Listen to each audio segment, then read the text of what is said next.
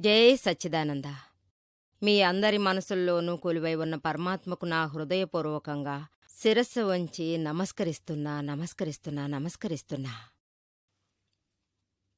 గురు శిష్యుల సంబంధం గురించి ఇంకొన్ని విషయాలు ఈరోజు మనం చూడబోతున్నాం. గురు అలాగే శిష్యుడు, ఇది చాలా అందమైన ఒక సంబంధం. గురువు గురించి మన శాస్త్రాలు ఏం చెప్పాయంటే, గురుర్బ్రహ్మా గురుర్విష్ణు గురుదేవో మహేశ్వర గురు సాక్షాత్ పరబ్రహ్మ తస్మై శ్రీ గురువే నమః. మన శాస్త్రాల్లో ఎన్నో ఉన్నత విషయాలు గురు శిష్యుల గురించి చెప్పారో చూసారా. గురువుని బ్రహ్మ అన్నారు, విష్ణువు అన్నారు, మహేశ్వర అన్నారు. గురువు ముగ్గురికి సమమైనవారు. ఇంకొకటి చెప్పారు, అంటే సాక్షాత్ పరబ్రహ్మమని. సాక్షాత్ అంటే ప్రత్యక్షం, పరబ్రహ్మం. అది తప్ప బ్రహ్మ విష్ణు మహేశ్వరులంతా కంటికి కనిపించనివారు. వారి కంటికి కనిపించేది మన గురువు మాత్రమే. అతనే మనకు కనిపిస్తాడు, వేరే ఎవరూ కాదు. తస్మైత్ శ్రీ గురవే నమః, వారికి నా నమస్కారాలు. సాక్షాత్ గురువుని దేవుళ్ల పరమాత్మ అంటున్నారు. ఆయనే మనకు పరమాత్మని గుర్తుపట్టేలా చేస్తున్నారు. అందువల్లే అంటారు, గురు గోవింద్ ఇద్దరూ నిలుచున్నప్పుడు ఎవరికి మర్యాద ఇవ్వాలని. చూడబోతే ఈ చోటు గురువే మొదటి దైవంగా ఉన్నారు. భగవంతుడి కన్నా అతను ఉన్నతంగా ఉన్నారు. గోవింద అంటే భగవంతుడేగా. భగవంతుడి కన్నా మహత్తరమైనవారా?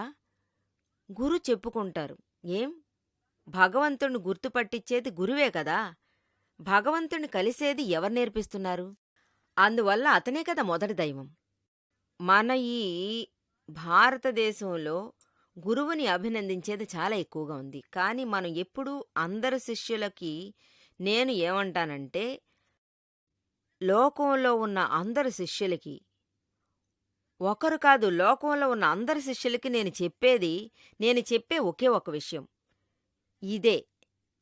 అంటే చాలా పెద్ద మర్యాద గురువుననేది నేను ఒప్పుకుంటాను. కానీ ఇందులో ఏం చెప్పిందంటే, మర్యాదకు తగ్గ దైవం గురువని గోవిందుడే చెప్పేశాడట. ఎప్పుడు గోవిందుడే చెప్పాడో అప్పుడు గురువే కదా దైవంగా ఉన్నారు. మీ గురువు, మీ గోవిందులు దాని గురించి చెప్పారా, లేక గుర్తుపట్టారా? అలా చెప్పుంటే ఆ గురువుకి కోటాను కోట్ల నమస్కారాలు మీరు చెప్పండి. అతన్నే ఒక పరమాత్మ అని మీరు చెప్పండి. సాక్షాత్ అని కూడా చెప్పొచ్చు. మీరు చెప్పకుంటే ఈ శ్లోకాన్ని చెప్పడంలోనో లేక నేర్పించడంలోనో అర్థమే లేదు. మీకర్థమైందా? అవును, నిజంగా గోవిందుని గుర్తుపట్టేదాకా గోవిందుడు సాక్షాత్ ఎవరూ కాదు. అలా అంటే వివరించే గురువు మన దగ్గర లేడనే కదా అర్థం. గురువు ఉండొచ్చు, కానీ వివరించేవాడు లేడు. దానికేం అవసరమని మీ గురువు దగ్గరికి వెళ్ళి మీరు చెప్పండి, నాకిది వివరించమని అడగండి. నేను గోవిందుడిని చూడాలి. ఈ గోవిందుడు వేరే ఎక్కడా లేడు, మన మనసులోనే ఉన్నాడు, మీలోనే ఉన్నాడు, లోపల విడిగా లేడు. ఒక్కడే ఆయన, భేదం లేనివాడు, మిగతాదంతా కల్పన. అందువల్లే మన ధర్మాల్లో గురువుకొక పెద్ద స్థానం ఇచ్చాం. అలాగే మన జీవితంలో, వ్యవహార జీవితంలో, ధార్మిక జీవితంలో, ధర్మ జీవితంలో గురువుగారి దారి చూపడం ప్రతి నిమిషము, ప్రతి అడుగు మనం తీసుకుంటాం. ఇది నిజమైన ఒక అర్థం, నిజమైన మార్గదర్శకంగా ఉంటుంది. గైడుగానూ ఉన్నారు. ఎక్కడ నిజమైన మార్గదర్శకం ఉందో అదే క్యాష్ మార్గదర్శకం. అక్కడ అప్పులుండట్లేదు. క్యాష్ అంటే గురువు దగ్గరికి వెళ్తే ఎప్పుడూ మీ క్యాష్ ఫలితం ఉంటుంది. దాదాజీ ఎప్పుడూ ఇటువంటి విషయమే చెప్తూ ఉండేవారు. This is the cash bank of divine solution in this world. This is the only cash bank. ఆధ్యాత్మికంలో డివైన్ సొల్యూషన్ కోసం దాదాజీ ఒక పెద్ద పరమజ్ఞాని పురుషుడుగా ఉండేవారు. ఆయన నిజంగానే రిజల్ట్ ఇచ్చారు, క్యాష్ రిజల్ట్ ఇచ్చారు. నా అనుభవం నాకు 2 గంటల్లో దొరికింది. ఇంతకంటే ఒక క్యాష్ ఏముంది చెప్పండి చూద్దాం. మన డబ్బు బ్యాంకులో నిండిపోయింది. ఆ డబ్బు నుంచి మనం వసతి కోసం డబ్బు తీయకున్నా బ్యాంకుకెళ్ళి మనం టోకెన్ తీసుకుని మనం 2 గంటల సేపు దానికోసం వెయిట్ చేయాల్సి వస్తుంది. ఇక్కడ కూడా అంతసేపు ఎదురు చూడాల్సి ఉంది. కానీ అక్కడ అలా కాదే. ఎందుకంటే ఇది ఆత్మకు సంబంధించిన విషయం, సాధారణ లౌకికమైన విషయం ఇది కాదు. తద్వారా ఆత్మ గురించి విషయం ఎవరి దగ్గర ఉందో అది నిజంగా ప్రాప్తం పొందేలా చూడడంలో ఆయనకి ఏ కష్టమూ ఉన్నట్టు లేదు. ఆయన ఎవరికోసమూ అలా చేయలేదు. మాకంతా లేదు అనే దిగులే లేదు. ఎవరికైతే ఇది ప్రాప్తం కాలేదో అక్కడన్నీ కష్టాలే ఉండిపోతాయి. చాలా పొడవైన ప్రయాణమే, చాలా కష్టమైన ఒక ప్రయాణం ఉంటుంది. ఇంపాసిబుల్ అది. ఈ రకం ఆ రకం అప్పుడే వాళ్ళకి ఏ దారి లేదని మనం తెలుసుకోవాలి. ఎవరు ఈ దారి చూశారో అతనికి ఏ ఒక కష్టమూ లేదని నేను నిజంగా చెప్పగలను. వీళ్ళంతా ఎక్కడికెళ్తారు? ఇంత తపస్సు చేసి, ఇన్ని పూజలు చేసి, ఇన్ని పాటలు పాడి చెప్పిన వాళ్ళ దగ్గరికి కదా వాళ్ళంతా వెళ్తారు. ధ్యానం చేయమనొచ్చు. నిజంగా దీని ఫలితం ఈ జన్మలో కాకపోయినా మరో జన్మలో నిజంగా దొరుకుతుంది. లేదంటే దాని తర్వాత జన్మ. అది సరే, జన్మజన్మలకు కనిపించని, కాని ఈ జన్మకేంటి? దాని గురించి కొంచెమైనా నాకు తెలియాలిగా. నాకు పూర్తి సినిమా కనిపించకున్నా అట్లీస్ట్ ట్రైలర్ కనపడాలి కదా. ఈ ట్రైలర్ చూస్తే ఈ సినిమా ఎలా ఉంటుందని నాకొక ఐడియా వస్తుంది. అంటే నేను ముందుంటా. టికెట్ కొనే పని. ఇంతవరకు మనకేమీ తెలీదు. ఇప్పుడు నేను తెర మాత్రమే కదా చూస్తున్నాను. అంతలోనే మనమంతా పూర్తి చేయాలి కదా. లోపల ఎటువంటి అచీవ్మెంట్ కనిపించదు. లోపల టెన్షన్ తగ్గిపోదు, పని ఎక్కువ. ఈ క్రోధం, మాయ, మోహం, లోభం ఇవన్నీ ఉన్నట్టుగానే ఉంటున్నాయి. ఇలా ఉన్నాయని మనకు అనిపిస్తుంది. ఇది ఇంకా చెప్పాలంటే గురువు ఏమంటాడంటే, గురువు పొందడం అనేది మీ జీవితంలో చాలా కష్టం. చాలా పొడవైన ప్రయాణం ఉంటుంది. చాలా టెన్షన్ గల ఒక జీవితమై ఉంటుంది. ఆత్మ ప్రాప్తం పొందడమో లేక ఏ విషయమైనా సరే, లేక పరమాత్మ పదం ప్రాప్తం అందడం నాకు చేతకానిదిగా, అందలేనిదిగా అనిపిస్తుంది. ఇది చెప్పేవాళ్ళు ఎవరై ఉంటారు అంటాను. మంచి గురువు దొరకని వాళ్లే అంటారు. మంచి గురువు దొరికిన వాళ్ళు ఏమంటారంటే, వాళ్ళు కష్టం అనేది నిజంగా లేదు, చాలా ఈజీగా ఉంది. శ్రీ రాజచంద్రుడు చాలా గొప్ప జ్ఞాన పురుషులు. ఆయన చెప్పిన అందమైన విషయం ఏంటంటే, ఆయన చెప్పింది ఏంటంటే, మోక్షం అనేది దక్కడం చాలా సులభమైనది. కాని మోక్షాన్ని పొందే కారణకర్త దొరకడం చాలా కష్టం. దాదాజీ కూడా ఈ విషయమే అప్పుడప్పుడు చెప్తూ ఉంటారు. మోక్షం అనేది మనకు చాలా సులభమైన విషయం. కిచిడీ చేయడానికి మీకు చాలా వస్తువులు కావాలి కదా. దానికి కావాల్సినవి దొరికితే కిచిడీ అవుతుంది. కానీ ఇక్కడ ఒక జ్ఞాని మీకు దొరికితే మీకు ఏమీ చేయక్కర్లేదు. కేవలం సమర్పణ చేస్తే మాత్రం చాలు. అర్థమైందా? సమర్పణ అని మనం చెప్పి చేయాలి. మీకు ఎంతకంత వీలైతే అంటే సమర్పణ అనే విషయం మీకు చెప్తారు. నాకు ఇంతకన్నా వేరే ఏదీ వద్దని చెప్పండి. నాకు ఆత్మే కావాలి, మోక్షమే కావాలి, లౌకిక సంబంధం ఉన్న ఎటువంటి విషయమూ నాకు తెలియాల్సిన అవసరం లేదనండి. నాకు మోక్షం మాత్రమే కావాలని చెప్పండి. దీన్ని మాత్రం మీరు విన్నారంటే నిజంగా మీరు ప్రాప్తం పొందొచ్చు. జ్ఞానుల దగ్గర ఇది నిజంగా ఉంటుంది. ఈ రకమైన జ్ఞానులు చాలా కష్టపడితేనే దొరుకుతారు. నేను క్యాష్ అని చెప్పాను కదా, అదెలా జరుగుతుంది? మీరు ఏ కష్టమూ పడక్కర్లేదు. దాని గురించి మీకు ఏదీ తెలియనూ లేదు. దీన్ని మీరు చూస్తున్నప్పుడు స్వయంగానే మీకిది తెలుస్తూ ఉంటుంది. ఇది జ్ఞానుల కృప వల్ల. చాలా పెద్ద కృప ఫలితముంది. కృప ఉంటే ఏది దొరకకుండా పోతుంది? వినే ఉంటారు, ధ్యానమూలం గురుమూర్తి, ధ్యానమూలం గురుమూర్తి, పూజామూలం గురుశరణం, మంత్రమూలం గురుభాగ్యం, మోక్షమూలం గురుకృప. గురువుల కృప వల్ల మోక్షమే మనకు దొరుకుతుంది. ధ్యానం మనం ఎవర్ని చేయాలి? గురువుల శిలనే కదా.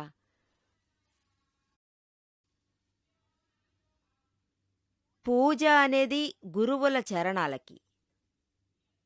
దీన్నే గురున్నమః అంటారు. గురువుల శిలను పూజ చేయడమే గురున్నమః అంటారు. ఏ గురువును మీరు నమస్కరిస్తారో అన్ని శక్తులు మీకే దక్కుతాయనే కదా అర్థమవుతుంది. మీరే ఆ రూపంగా మారిపోతారు. మీరు దేన్ని వేడుకుంటారో అదే రూపముగా మీరు మారిపోతారు.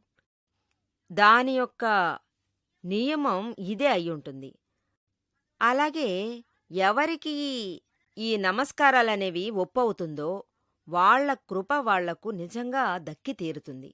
ఎందరి గురువులకు మీరు నమస్కరిస్తారో అంతకంతా మీకు ఫలితముంటుంది. సాధారణ పూజలు, పాటలు, భజనలు ఏవీ మీరు చేయక్కర్లేదు. గురువుల చరణాలకు పూజ చేస్తేనే చాలని చెప్తాను.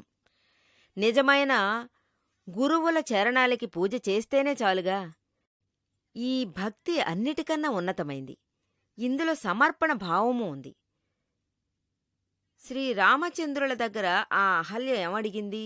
మీ పాదాలు కడిగే భాగ్యం నాకివ్వండి. మీరు కుటీరంలోకి వచ్చేటప్పుడు మీ పాదకమలాన్ని నేను కడగాలి అంది. ఎందుకంటే మీ పాదాలు ఎలాంటివని అహల్య రాయిగా మారింది. తను మీ కాలు తగిలే కదా స్త్రీ అయింది.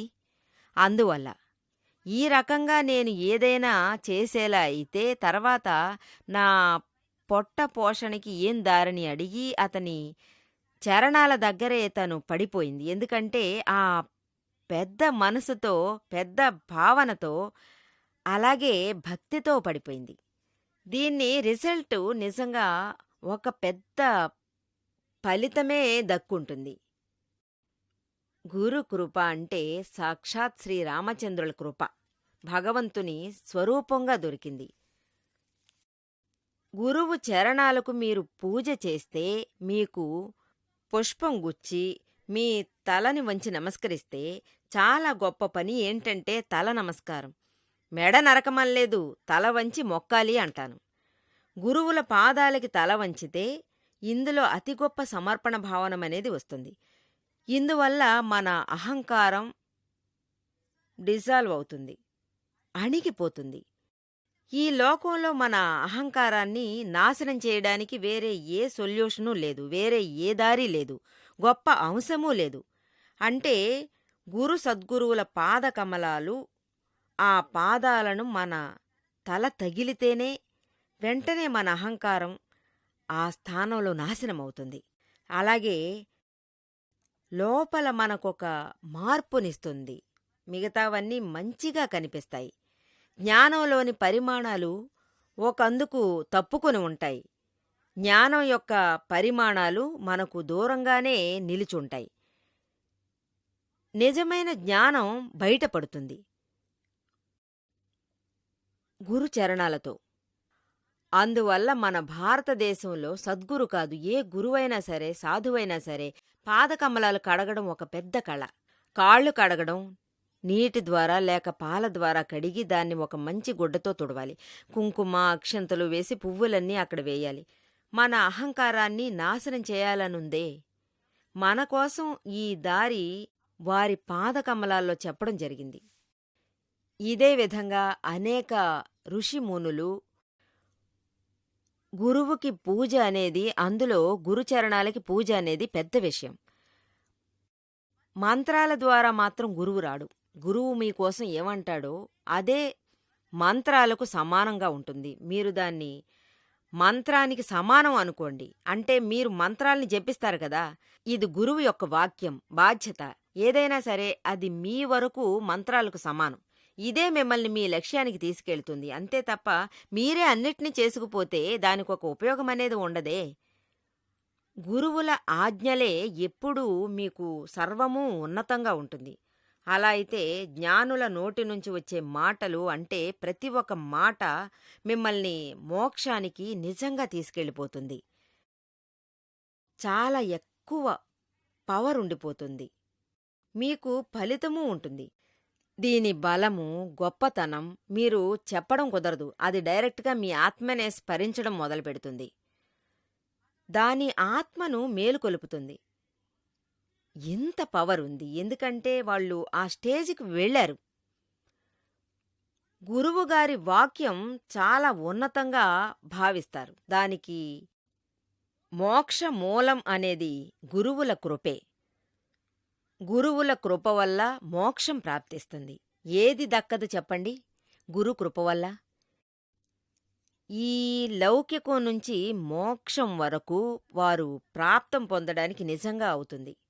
వాళ్ళు 2 రకాల ఫలితాన్ని నిర్మిస్తారు గురు కృప వల్ల. కృప అనేది అంత ఈజీ కాదు. మీరు అనుకోవచ్చు గురువు త్వరగా దొరుకుతాడు, కృప కూడా త్వరగా దొరుకుతుంది అనుకోవచ్చు. కాదు. ఆ విధంగా నిజంగా అతను లభ్యం కాడు.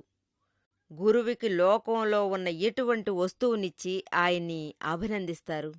ఎటువంటి లౌకిక విషయమో అక్కర్లేదో, ఎటువంటి వస్తువు ఇష్టం లేదో, ఆయన మీ నుంచి ఏం తీసుకుంటారు? ఏమిచ్చి ఆయన్ని మీరు సంతోషపరుస్తారు? డబ్బులిచ్చా? లేక వేరే ఏదైనా చేశా? ఈ విధంగా తీసుకునేవాళ్ళు ఇండియాలో చాలామంది ఉన్నారని కూడా చెప్పొచ్చు. కానీ గురువుకిది అక్కర్లేదు. నిజమైన గురువుకి ఇది అంతా అక్కర్లేదు. గురువు అనేవాడు ఈ లోకానికంతా అతీతంగా ఉండేవారు, వేరుగా ఉంటారు. మీ వల్ల ఎలా ఆయన్ని సంతోషపరచగలరు? కృప వల్ల ప్రాప్తం పొందుతారు. దాదాజీ ఎప్పుడు నాతో ఏమంటారంటే, అన్నింటికంటే టాప్లో టాప్ జ్ఞానులను అందుకునే దారి ఒకటే అని. వారి ఆజ్ఞల్ని మీరు నెరవేర్చాలి. జ్ఞానులు ఏం చెప్పినా వారు చెప్పినట్టే మనం వినాలి. ఆయన చెప్పిన విధంగా స్ట్రెయిట్‌గా ఇలాగే వెళ్ళొచ్చని చెప్పారు. ఆ వైపు, ఈ వైపు మనం తడబడకుండా ఉండాలి. కొంచెం కూడా తప్పనేదే చేయకూడదు. తప్పు చేస్తే వెంటనే క్షమాపణ అడిగి మోక్షానికి పోయి చేరే ఒక నిమిత్తంగా కూడా మీరుండొచ్చు. ఇది జ్ఞానుల ఆదేశం. అందువల్లే భగవాన్ మహావీరులన్నారు, ఆణాయే ధమ్మో ఆణాయే తవ్వో. అర్థం ఏం చెప్పారో వినండి. దీని పూర్తి అర్థం ఆజ్ఞ ఇదే ధర్మం, ఆజ్ఞ ఇదే తపస్సు. ఒకవేళ మీకు గురువు దొరికితే లేక జ్ఞాని దొరికితే అది యథార్థంగా, దానికి తగ్గట్టు మనసారా మీరు ఏమీ చేయాల్సిన అవసరం లేదు. అతని ఆదేశాలే మనకు తపస్సుగా ఉంటున్నాయి. అతని ఆదేశాలే మనకు ధర్మం. ఈ ధర్మం చేయడమో తపస్సు చేయడమో అవసరం లేదు. అతను ఏం చేస్తాడో అది నిజంగా మనం చేస్తూ ఉండాలి. అప్పుడు మీకు స్ట్రెయిట్‌గా మోక్షం అనేది దొరికిపోతుంది. అతని మాటకి చాలా వాల్యూ ఎక్కువగా ఉంటుంది. దాదాజీ ఒక విషయం చెప్పేవారు. అదేంటంటే, ఏ ఒక వస్తువుతోనూ నన్ను నిజంగా కొనలేరు. మీరు నా కోసం ఎంతైనా డబ్బు ఖర్చు పెట్టండి, వేరే ఏం కావాలన్నా తీసుకురండి, అది చేయండి, లేక ఇది చేయండి, ఏదైనా చేయండి, ఇదంతా నేను ఖచ్చితంగా స్వీకరించలేను అని తెగేసి చెప్పేశారు. నా వరకు మీరు ఎంత దూరం ఈ ఆజ్ఞలను ఫాలో చేస్తారనేది చూస్తేనే మీ ఆజ్ఞలనేవి మిమ్మల్ని మోక్షం దాకా తీసుకెళ్ళాలి కదా. మీరు ఎంతవరకు మోక్ష మార్గంలో ముందడుగు వేయాలనుకుంటారో ఆ స్థాయికి మేము ఆదుకోవడానికి తయారుగా ఉంటున్నాం. చూశారా ఏ స్థాయికి కరుణామూర్తులుగా ఉన్నారో? వాళ్లకంటూ ఎటువంటి పర్సనల్ విషయమూ లేదు, విడిగా ఉండట్లేదు. కానీ ఈయన చెప్పినట్టు వాళ్ళు చూపే దారిలో మేము మోక్ష మార్గంలో ముందుకెళ్తే అందులో వాళ్ళు ఎక్కువగా సంతోషపడిపోతూ ఉంటారు. ఈ సంతోషంలోనే కృప అనేది పెరుగుతుంది. ఈ లోకంలోనే నడిచి నడిచి మంచి దారి చూపిస్తారు. కృప నుంచి అది కరుణగా మారుతుంది. ఇది అంత ఈజీ కాదు. జ్ఞానుల నుంచి కృప దొరకడం చాలా సులభమైన విషయం మాత్రం కాదు, ప్రాప్తం అందడం. ఇదంతా చిన్న చిన్న ఒక విషయంగా ఉంటుంది. వాళ్ళు ఇది సంతోషిస్తారు. అంతవరకు మీకు వాళ్ళ కృప దొరికింది, స్ట్రెయిట్ అయిన దారే. ఇదంతా మీలోని నిజమైన ప్రయత్నం వల్లే దొరుకుతుంది. మీ ప్రయత్నం ఎలా ఉండాలంటే అతని ఆదేశాల్లో ఉండాలి. అప్పుడే కృప అనేది దొరుకుతుంది. అందువల్లే మోక్షము దొరుకుతుంది. ఇందువల్లే మిమ్మల్ని మోక్షం ద్వారా గురువుని చేరుకోమని అంటున్నారు. ఈ ఆదేశాల వల్ల 2 ఫలితాలు ఉంటాయి. ఒకటి కంటి ఫలితం, ఇంకొకటి సేవా ఫలితం ఉంటుంది. ఒక రాజు గురించి ఇంపైన మాట. ఆ రాజుకి పని మనుషులంటూ చాలామంది ఉన్నారు.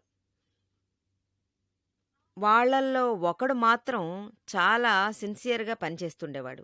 రాత్రింబవళ్ళు రాజుగారితో ఉంటూ సేవలను అతను మనసారా చేస్తుండేవాడు. ఆ